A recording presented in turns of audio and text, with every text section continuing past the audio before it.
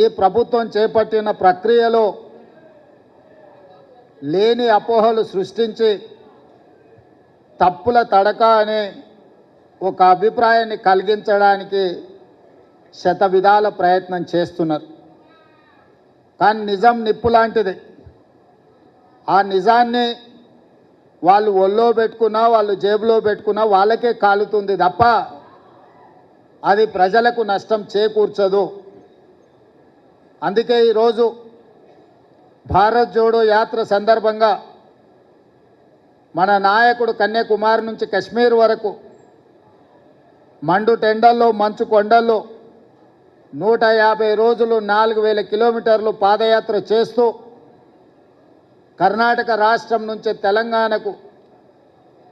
తెల్లవారుతుండగా కృష్ణానది మీద నుంచి రాహుల్ గాంధీ గారు తెలంగాణకు మహబూబ్ నగర్ జిల్లాలో మొదటి అడుగు పెట్టింది. ఆ రోజు వారు స్పష్టంగా ఈ జాతులకు ఈ సమాజానికి ఒక స్పష్టమైన మాట ఇచ్చిండు. మీరు కాంగ్రెస్ పార్టీకి అండగా నిలబడి కాంగ్రెస్ ప్రభుత్వాన్ని ఏర్పాటు చేయండి. తప్పకుండా 1931 తెల్లదొరలు పాలించినప్పుడు చేసిన కులగణన 75 సంవత్సరాల స్వతంత్రాన్ని పూర్తి చేసుకున్నా కూడా కులగణన జరగలేదు. తప్పకుండా కాంగ్రెస్ పార్టీ ఆ కులగణన చేస్తుంది. తెలంగాణ రాష్ట్రంలో మీరు అధికారాన్ని ఇవ్వండి అని చెప్పి రాహుల్ గాంధీ గారు ఈ జాతులకు విజ్ఞప్తి చేసింది. రాహుల్ గాంధీ కుటుంబం మీద ఉన్న నమ్మకం, విశ్వాసం, గాంధీ కుటుంబాల యొక్క త్యాగ చరిత్ర ఈనాటి కాదు. స్వతంత్రం రాకంటే ముందు ప్రజలు స్వతంత్రం కోరుకుంటే ఆనాడు మహాత్మా గాంధీ గారి నేతృత్వంలో శాంతియుతంగా రవి అస్తమించని తెల్ల దొరలని తరిమి ఈ దేశానికి స్వతంత్రం ఇప్పించి ప్రజలకు అండగా నిలబడ్డది ఆనాడు మహాత్మా గాంధీ గారు, గాంధీ కుటుంబం.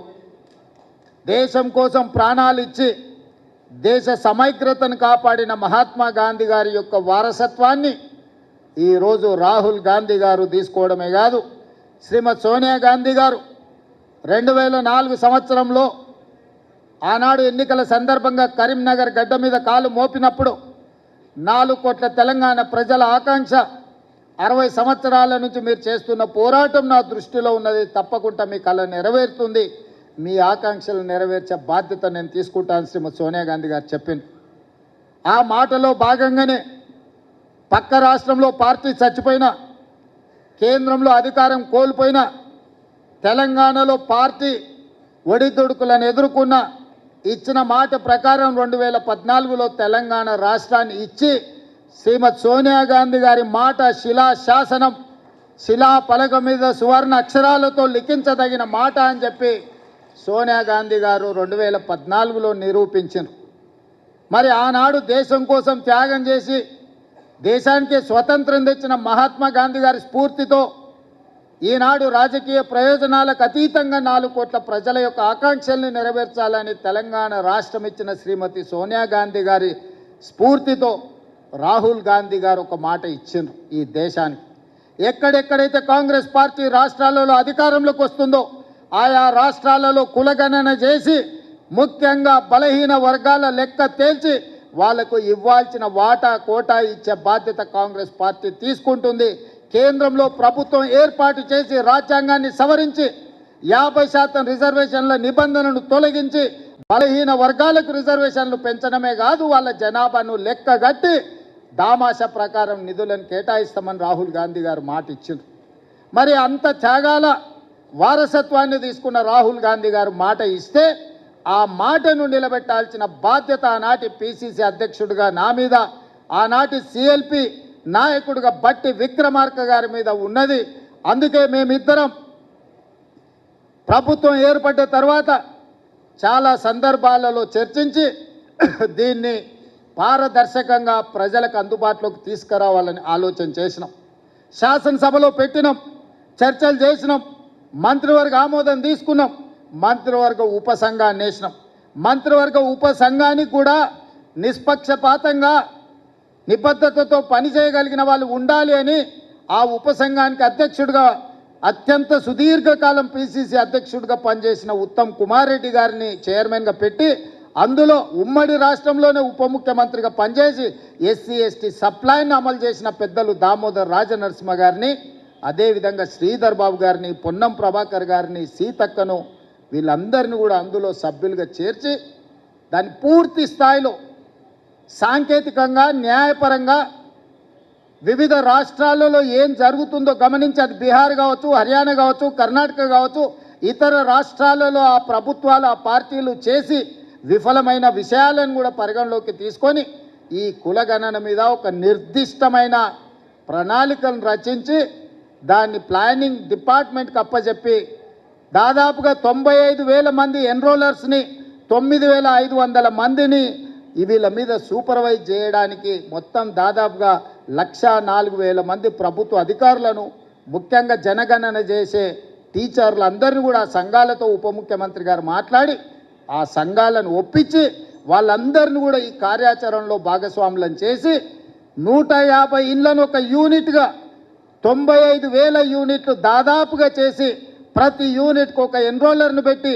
ఆ ఎన్రోలర్ కూడా రోజుకి 8 నుంచి 10 ఇండ్లు మాత్రమే, ఎందుకంటే 150 ఇండ్లు 2 రోజుల్లోనో 3 రోజుల్లోనో 4 రోజుల్లోనో చేయమంటే హడావిడిలో తప్పులు జరుగుతాయన్న ఆలోచనతోటి 3 రోజులు ఆ 150 ఇండ్లకు ప్రతి ఇంటికి ఒక స్టిక్కర్ అంటించి మొదట ఆ ఇండ్లను గుర్తించే కార్యక్రమం చేసినాం. ఇండ్లను గుర్తించి ప్రతి 150 ఇండ్లను ఒక యూనిట్గా వాటిని విభజించి దాదాపుగా 95,000 యూనిట్లుగా విభజించి 95,000 మంది ఎన్రోలర్స్ని అపాయింట్ చేసినాం. ఆ ఎన్రోలర్స్ దాదాపుగా 45 రోజులు రోజుకు 8 నుంచి 10 ఇళ్ళే. ఎందుకు మరి 150 ఇళ్ళకు రోజుకి 8 10 చేస్తే 15 రోజులలో అయిపోవాలి కదా అని మీకు అనుమానం రావచ్చు. ఒకరోజు మన ఎన్రోలర్ పోతే ఆ ఇంట్లో ఉండకపోవచ్చు, ఆ ఇంటి యజమాని పెళ్ళికి పోయి ఉండొచ్చు, ఆ ఇంటి యజమాని ఇంకెక్కడికైనా వెళ్ళి ఉండొచ్చు, లేదా పిల్లలుండి యజమాని లేకపోయి ఉండొచ్చు. అందుకే 1కి 4 సార్లు ప్రతి ఇంటికి తిరిగి ప్రతి ఇంటి వాళ్ళని కలిసి 8 పేజీల రిపోర్ట్ను 57 ప్రశ్నలు అనుబంధ ప్రశ్నలు పెట్టి పేరు, తండ్రి పేరు, పుట్టుమచ్చల కాడ నుంచి మొదలు పెడితే వాళ్ళకు గొర్రె బర్రె ఉన్నదా, భూమి ఉన్నదా, సంక్షేమ పథకాలు ఏమైనా వచ్చినాయా, రాజకీయ రిజర్వేషన్లు మీరేమైనా పొందినరా, మీ కుటుంబంలో చదువుకున్న వాళ్ళు ఎవరు, చదువుకున్న వాళ్ళు ఎవరితో సహా సంపూర్ణమైన సమాచారాన్ని సేకరించి మనమే రాసుకుంటే అందులో లోపాలు ఉన్నాయి, రాసుకున్నాయన ఏం రాసుకున్నాడో నాకు తెలియదని ఇట్లాంటి తిర్రోళ్ళు ఎవరన్నా కేటీఆర్ లాంటి వాళ్ళు మాట్లాడతారని రాసుకున్న దాని మీద సంతకం పెట్టించి ఆ సంతకంతో పాటు పక్కన ఆ ఎన్రోల్ చేసిన ఎన్రోలర్తో సంతకాలు పెట్టించి ఆ పక్కన సూపర్వైజ్ చేసిన సూపర్వైజింగ్ అథారిటీతో కూడా 3 సంతకాలు తీసుకొని ఆ పక్కడ్బందీగా మాన్యువల్ డాక్యుమెంట్స్ని తయారు చేసి మళ్ళీ 36,000 మందిని కంప్యూటర్ ఆపరేటర్లుగా పెట్టి డేటా ఎంట్రీ ఆపరేటర్స్ని పెట్టి ఎవరైతే ఇల్లు తిరిగి సమాచారాన్ని సేకరించిందో వాళ్ళే కంప్యూటర్ ఆపరేటర్ దగ్గర కూర్చొని వాళ్ళే చెప్పి కంప్యూటర్లో ఎంట్రీ చేయించాలి. ఎందుకంటే ఇంగ్లీష్లో రాసుకున్నోనికి ఈజీగా అర్థమైంది, పక్కోడు చదివితే తీ కావచ్చు, తా కావచ్చు, కీ కావచ్చు, కా కావచ్చు, ఈ కన్ఫ్యూజన్లు అని ఉండొద్దు అని ఎవరైతే ఇల్లు తిరిగి సమాచారాన్ని సేకరించిందో వాళ్ళే డేటా ఎంట్రీ ఆపరేటర్ పక్కన కూర్చొని ఆ 150 కుటుంబాలకు సంబంధించిన సమాచారాన్ని కంప్యూటరైజ్డ్ చేపించి కంప్యూటర్లో కూడా మొత్తం డేటా సేకరించి ఎనాలిసిస్ చేసి ఈరోజు ఇంతకుముందు పెద్దలు బట్టి విక్రమార్క గారు చూపించిన విధంగా